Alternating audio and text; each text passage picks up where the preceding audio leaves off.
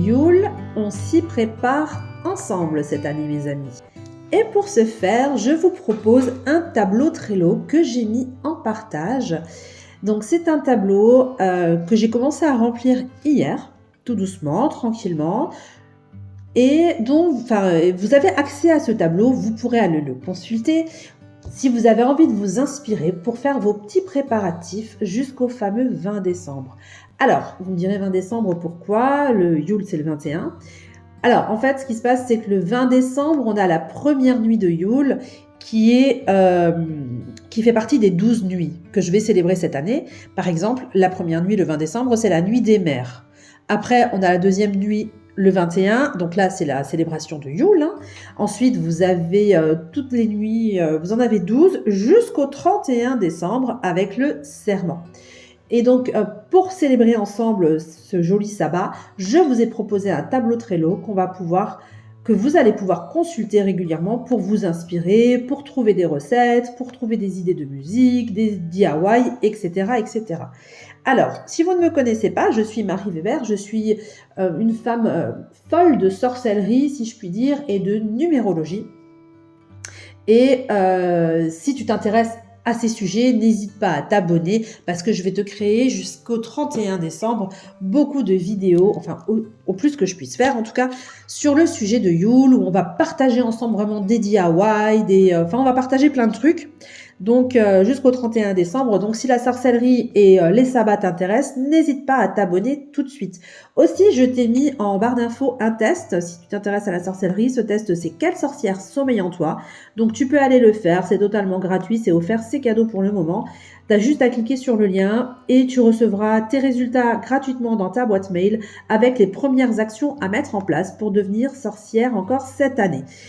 Mais ce que je t'invite à faire, surtout avec cette vidéo, c'est à cliquer sur le tableau Trello. Le lien est en barre d'infos ou en description. Et tu vas avoir accès donc au tableau que je vais remplir chaque jour, chaque semaine. Il y a des jours où j'aurai pas le temps d'aller mettre quelque chose. Et puis il y a des jours où je vais aller remplir. Hein. C'est comme ça va pour moi. Mais en tout cas, c'est un outil qu'on va pouvoir partager pour célébrer Yule jusqu'au 31 décembre ensemble.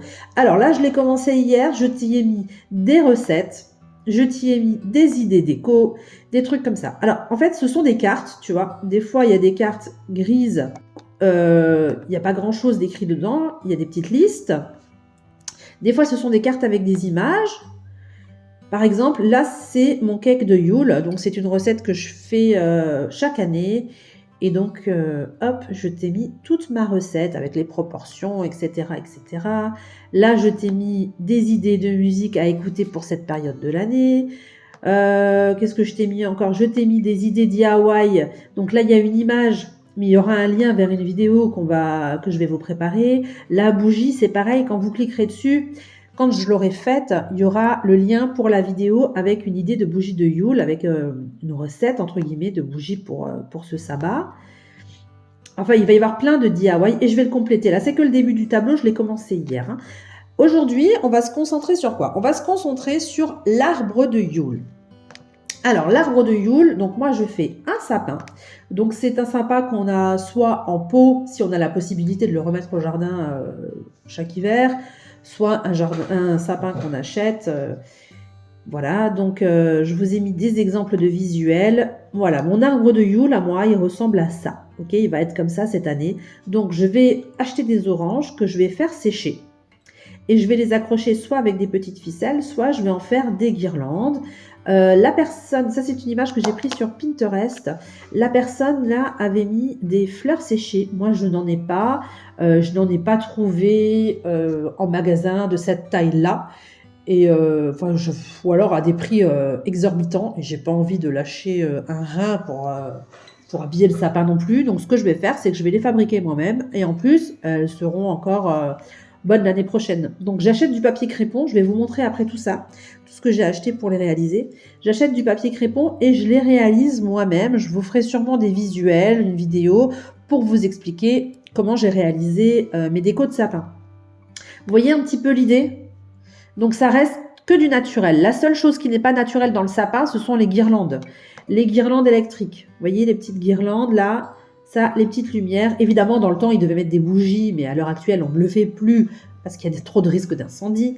Donc, je vais mettre des lumières blanches chaudes dans le sapin. Et en dehors de ça, je vais faire des feuilles en papier, des fleurs, pardon, en papier crépon. Je vais mettre des oranges. Donc là, la personne avait mis une guirlande d'oranges. Moi, je vais accrocher les oranges, peut-être. Je ne sais pas si je ferai spécifiquement une guirlande. Et donc voilà, ça sera mon premier DIY que je ferai avec vous. Ça sera le sapin de Yule, l'arbre de Yule. Ok? Donc n'hésitez pas à aller cliquer en barre d'infos pour me rejoindre sur ce tableau. Je ne sais plus si je vous l'ai dit ou pas, mais en tout cas, vous avez le droit d'y mettre des commentaires, ok? Vous avez le droit de mettre les commentaires, mais vous n'avez pas le droit de modifier le tableau, hein. Je ne l'ai pas laissé libre à la modification parce que n'importe qui pourra aller le modifier, y mettre n'importe quoi. Voilà, il n'y a pas que des gens bienveillants, malheureusement, dans chaque communauté. Donc, vous ne pouvez pas le modifier. Par contre, vous pouvez laisser des commentaires, hein. N'hésitez pas à laisser un commentaire, j'en serai ravie. Ça, c'est le début du tableau. Comme je vous l'ai dit, je l'ai vraiment que commencé hier, hein. N'hésitez pas à cliquer sur les cartes pour en savoir plus. N'hésitez pas à aller voir ce que j'ai écrit. Voilà, j'ai écrit des petites choses, des petites listes, etc., des petites idées. N'hésitez pas à aller voir.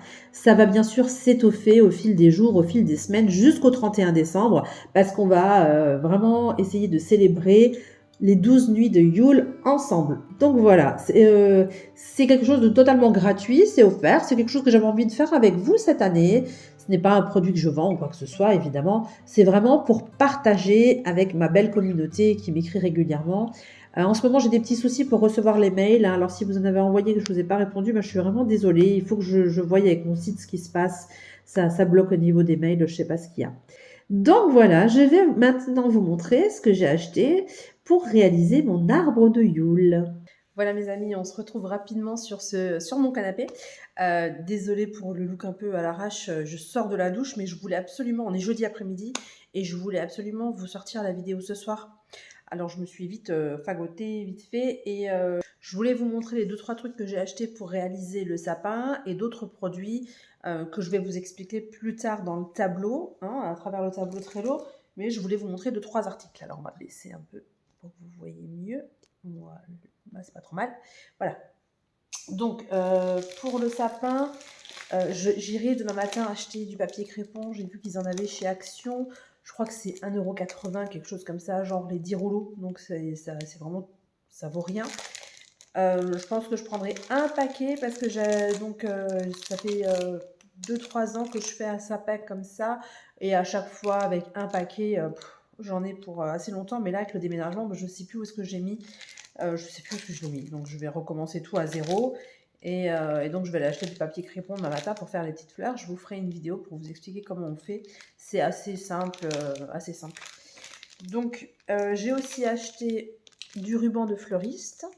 Parce qu'en fait, les petites fleurs, quand je vais les tordre, je vais les accrocher à un fil qui est un petit peu solide, qui se raidit et qu'on peut tourner. Vous voyez, comme ça, je peux faire des petites guirlandes de fleurs, ce genre de choses. Vous voyez, c'est un petit fil qu'on peut manipuler facilement, qui reste en place en fait. Si vous faites un angle à 90 degrés, on va dire, imaginons, il va rester dans cet angle-là. Donc avec ça, je vais faire les tiges pour l'accrocher au sapin. Avec ça, c'est ce qui va faire le lien entre la fleur en papier crépon et la tige. Avec une petite colle verte, évidemment, même couleur que le sapin, comme ça passe inaperçu. Et ça, c'était aussi un petit fil que j'avais acheté, il est nettement plus fin. Et c'est au cas où si je veux faire des guirlandes d'oranges, parce que quand on fait des oranges séchées, alors soit vous prenez un fil normal, vous le passez avec une aiguille. Ça, je pense que j'arriverai à planter directement dans l'orange une fois qu'elle est bien sèche. J'ai aussi, alors ça fait plusieurs années que je l'ai, mais je l'avais utilisé il y a longtemps. Et je l'ai ressorti de mes tiroirs. Vous voyez, c'est un calendrier de l'Avent à accrocher. Parce que chaque année, en cette période, je crée un calendrier de l'Avent pour les enfants, même en fêtant Yule, hein, c'est pas grave. Je fais un peu sur le même principe. Et chaque année, enfin sur chaque jour à l'intérieur, dans chaque numéro, je vais mettre une petite carte, une petite explication sur... je vais faire ça jusqu'au 20 décembre à peu près, hein, et je vais faire une explication sur le sabbat de Yule parce que j'adore partager ça avec mes enfants et mes enfants posent des questions, ils s'y intéressent. Donc chaque jour, je vais le faire jusqu'au 20, ben, chaque jour je vais mettre une petite carte à l'intérieur où ça va expliquer le sabbat, je vais raconter l'histoire, il y a différentes histoires à raconter à Yule, je vous ferai aussi une vidéo là-dessus où il y aura plus de détails.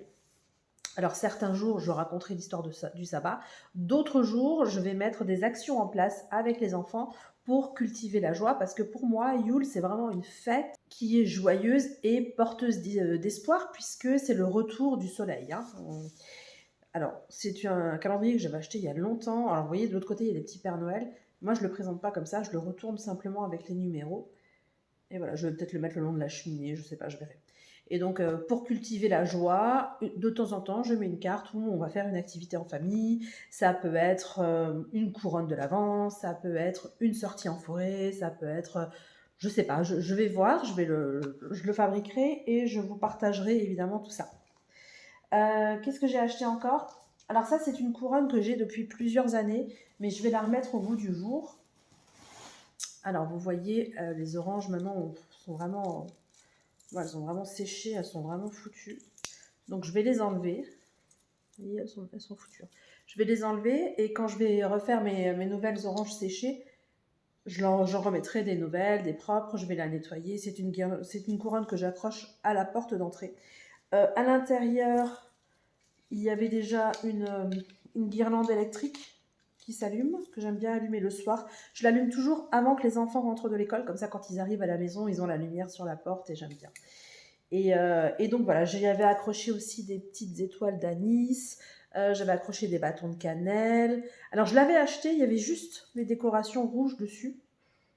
Et encore, je suis même pas sûre si c'est pas moi qui les avais mises. Je crois qu'elle était complètement nature quand je l'ai achetée et j'y ai mis des choses, vous voyez. Ça, j'avais fait avec le pistolet à colle et après je l'avais collé dessus avec le pistolet à colle directement. Donc ce que je vais faire cette année, c'est que je vais enlever les oranges, je vais les remettre et puis je vais voir si je mets encore un ou deux bâtons de cannelle, quelque chose comme ça. Et donc voilà, cette couronne, je ne vais pas la laisser comme ça. Pour moi, elle n'est pas, ça fait trop Noël et pas assez Yule.